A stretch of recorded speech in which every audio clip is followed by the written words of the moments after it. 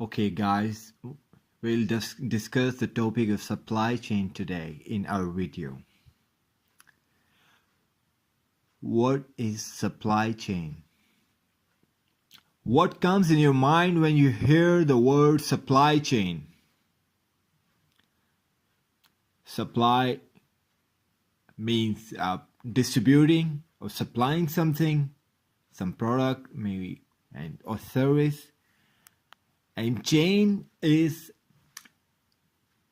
a series of things connected together with something. So supply chain is moving a product. Supply chain is a network or the whole process used to deliver products and services from raw materials to end customers through an engineered flow of information, physical distribution, and cash. The complete supply chain includes these 5 steps, these 5 processes and things. Number 1 is raw materials. Number 2, producer. 3, distributor. 4, retailer. 5, customer. So raw material is any material which is in raw form, which has not been purified, which has not been refined, is not been manufactured. And the second is producer. Producer manufactures things from raw material. He makes things, finished goods, furnished goods for customers' need. And distributor is the one who distributes the product from producer to retailers. And retailer is the one who gives the products to sells the products to customers. And the customer is one who consumes the product or service, and he's the end user of a product. These are main 5 steps of a supply chain, but the basic process of supply chain includes the basic entities include only supplier, which is raw material, and producer is also manufacturer, and end user, customer. Supplier is one main entity, producer is another one, and the customer is the third one. Customer receives the finished product, and the other 2 things are also important. I've omitted distributor and retailer from these things because in many cases you can find that you don't need distributor and retailer. Raw materials, you get product from raw materials, producer manufactures it, and customer directly gets it from the producer. I'll give you one example from our local example. Once there was shortage of wheat flour, and we used to get wheat and wheat prices, flour prices was very high.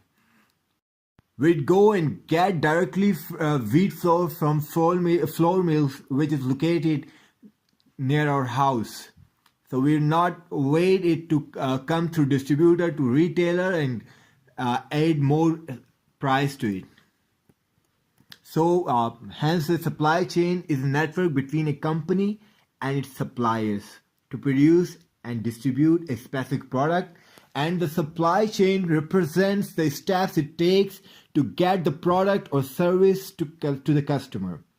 You may also call it supply chain a system of organizations, people, activities, information, and resources involved in moving a product or service from supplier to customer.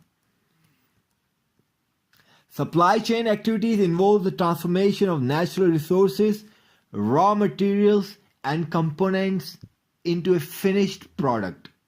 It involves the transformation of natural resources, raw materials, and components into a finished product that's delivered to the end customer. I'll give you one local example.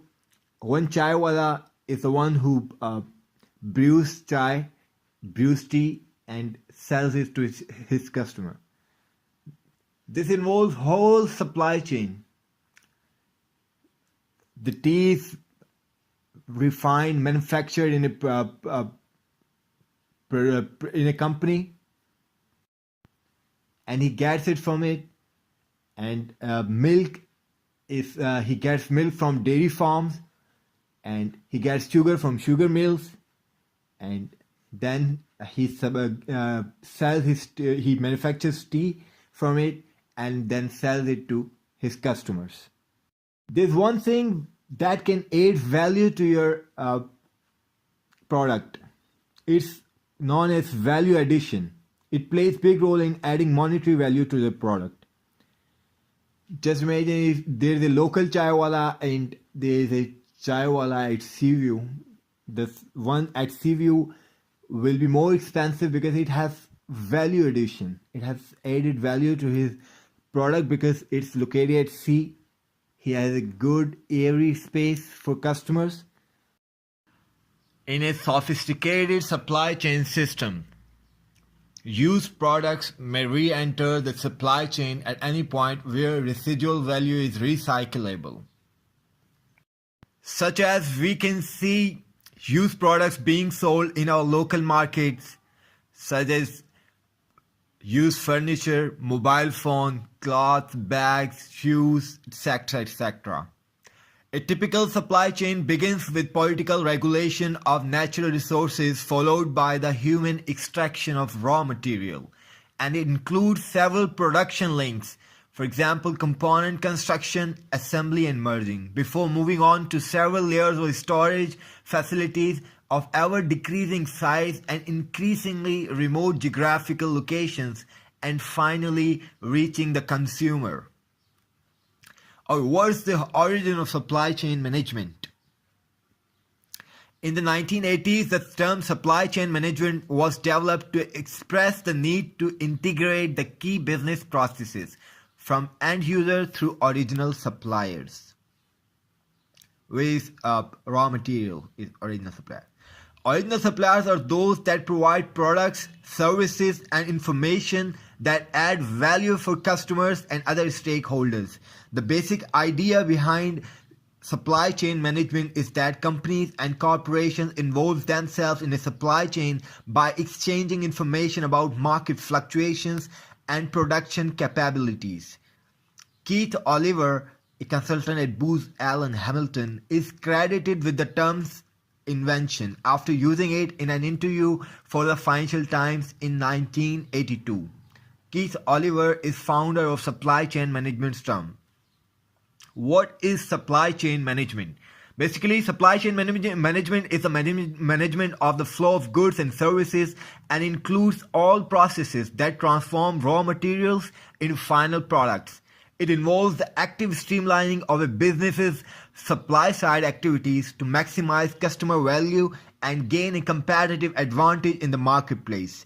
Supply chain management represents an effort by suppliers to develop and implement supply chains that are as efficient and economical as possible.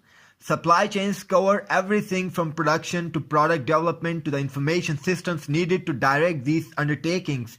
The primary objective of supply chain management is to fulfill customer demands to the most efficient use of resources, including distribution capacity, inventory, and labor. In theory, a supply chain seeks to match demand with supply and do so with the minimal inventory. Various aspects of optimizing the supply chain include liaising with suppliers to eliminate bottlenecks, sourcing strategically to strike a balance between lowest material cost and transportation, implementing just-in-time techniques to optimize manufacturing flow, maintaining the right mix and location of factories and warehouses to serve customer markets, and use location allocation, vehicle routing analysis, dynamic programming, and traditional logistics optimization to maximize the efficiency of distribution. So this means that you must have your warehouse also in a proper position, in a proper location. So you don't have to build your warehouse outside the city while the demand is inside the city. You'll have to make your warehouse somewhere inside the city because it will cut your cost of traveling from outside to inside. What is logistics?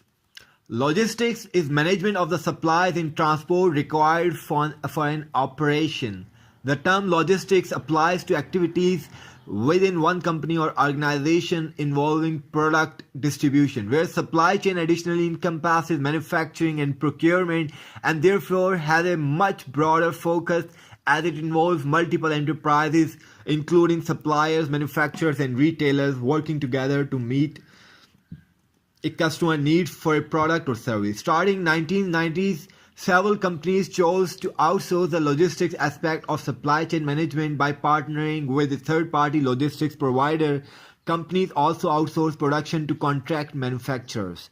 Logistics is part of the supply chain process that plans, implements, and controls the efficient, effective forward and reverses flow and storage of goods, services, and related information between the point of origin and the point of consumption.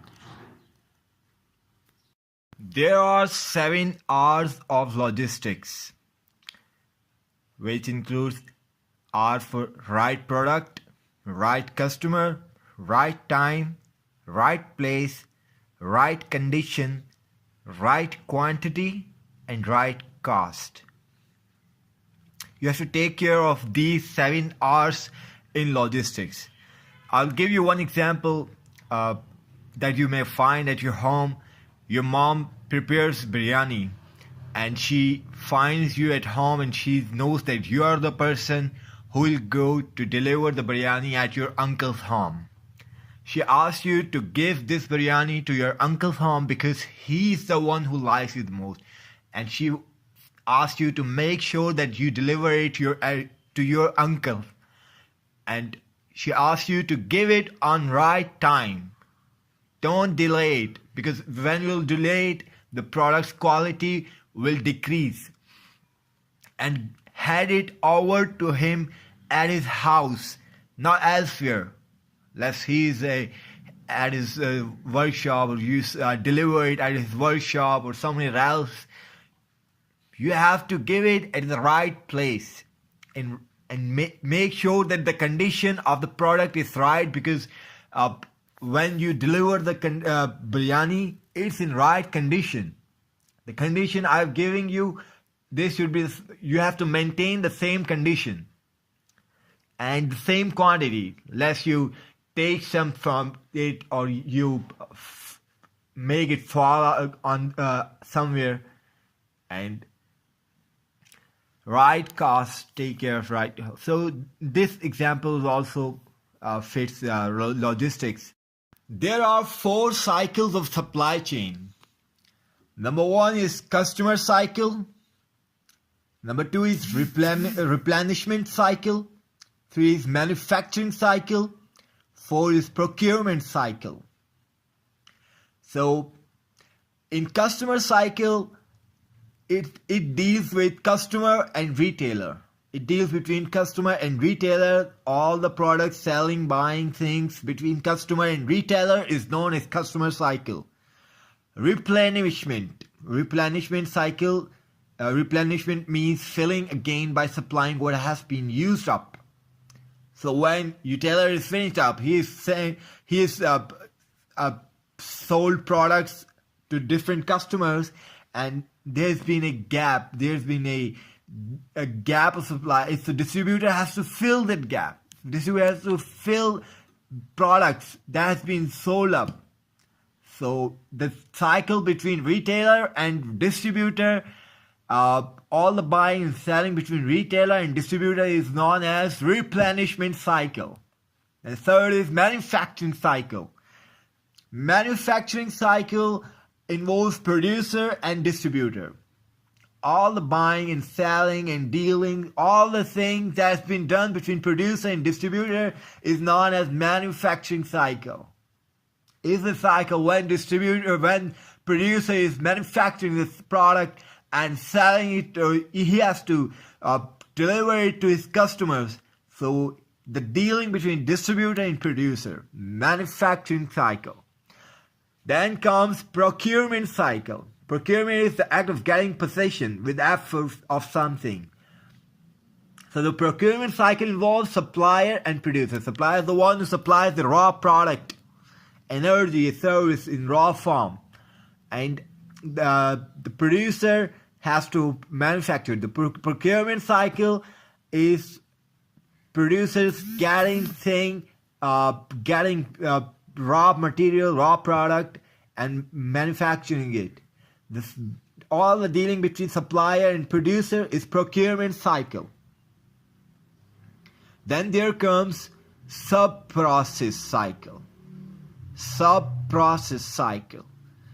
In sub-process cycle, a supplier markets product, a supplier, anyone. In fact, in all these four cycles, that I've just told you, these sub-process cycle, all these steps include in all single step or a single cycle. So in sub-process cycle, you have a supplier markets the product. He says that this is the product I've got. Buyer places order. Buyer says that I need this much order. Supplier receives order. Supplier supplies order. Whatever the demand is required, supplier gives it to the buyer. And buyer receives his demand product. In the end, buyer can return or use the product as it's required. I'll give you one example of book selling here. In sub-process cycle, the one who is selling you book, the bookseller showcases the books and he's marketing his product. You go and you see that you need whatever book you need, you place order for that book. Supplier receives the order. The bookseller receives the order. The bookseller supplies you the order. Buyer receives his demand product. You receive your book and now you can use it, or if you want to return it, you can return it. You say, no, I want another thing or something like that or whatever. So now in the end, we must also understand that there are three types of stocks. Three types of stocks for production. One is at production unit. One stock is you find at production unit where the product is being manufactured. You have stock it there. And then you have stock at warehouses in the city, in the area, in the localities. You have stock at warehouses. And then you have stock at market. You're most affected when the stock at market is affected.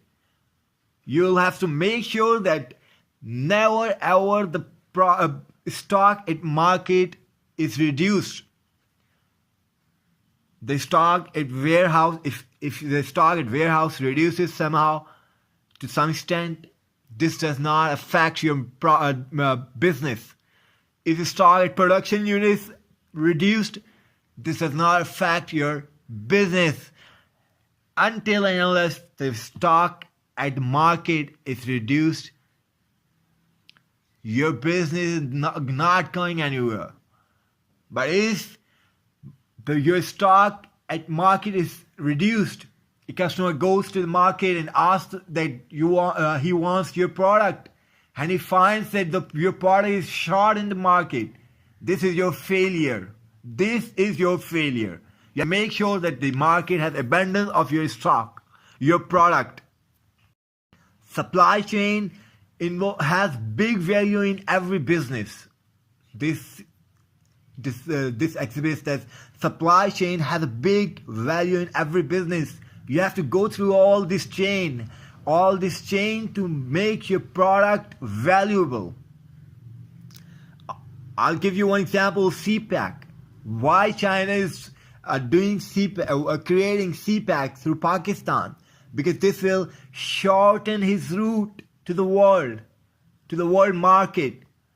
This will give him advantage. This will expedite his supply chain. Otherwise, he'll have to go through a long way. It will cost him. It will be expensive for him. It will be delay his products. There can be gap in his stocking and in his product. So you'll have. This is the one example. Hope you have understood something. If you need, if you have any query, do ask me in the comment box. Thank you for watching, and don't forget to subscribe the channel, please. And that's all for today, folks. Thank you.